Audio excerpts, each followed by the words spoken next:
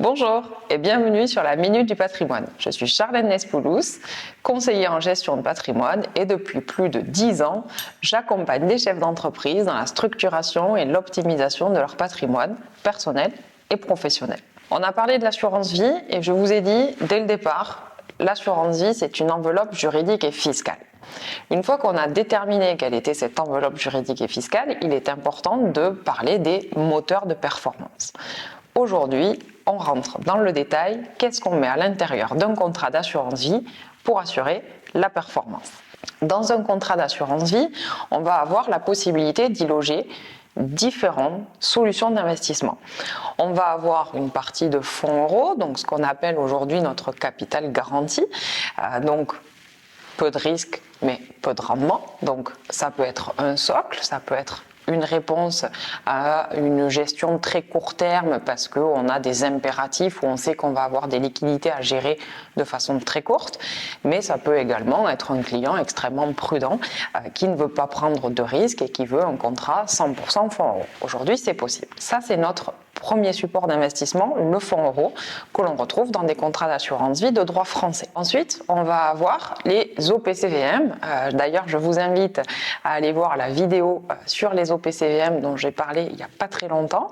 Donc, les OPCVM, ce sont des organismes de placement de valeurs mobilières qui nous permettent donc d'avoir des gestions diversifiées qui sont avec des gérants qui vont nous permettre d'investir différentes classes d'actifs sur différentes zones géographiques. Donc, d'être vraiment très diversifié. Ensuite, on a les ETF. Donc, qu'est-ce qu'un ETF? C'est une gestion passive, c'est-à-dire qu'on va reproduire un indice.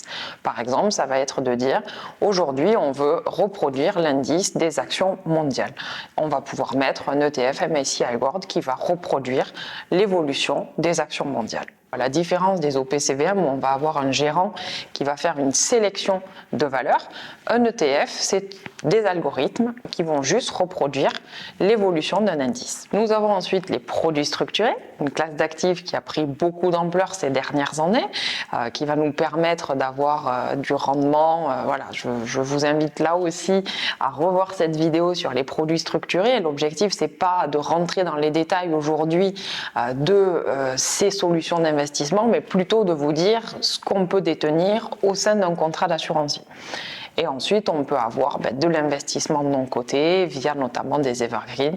Bref, ce qu'il vous faut comprendre, c'est que un contrat d'assurance vie, c'est une enveloppe juridique et fiscale et qu'ensuite, on détermine ensemble notre moteur de performance.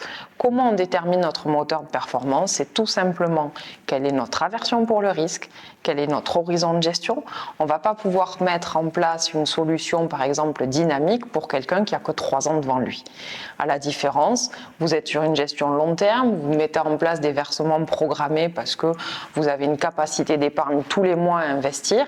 Là, on va pouvoir aller prendre plus de risques pour améliorer la rentabilité de votre contrat d'assurance vie. Vous l'avez bien compris, l'assurance vie, c'est un outil patrimonial puissant puisqu'il va pouvoir répondre à des objectifs patrimoniaux, notamment de transmission dont je vous ai parlé, mais également d'être un vrai vecteur de performance et de rendement pour vos avoirs. Si cette vidéo vous a plu, n'hésitez pas à vous abonner à ma chaîne YouTube, liker, commenter. Je vous donne rendez-vous très bientôt pour vous parler de la fiscalité du contrat d'assurance vie.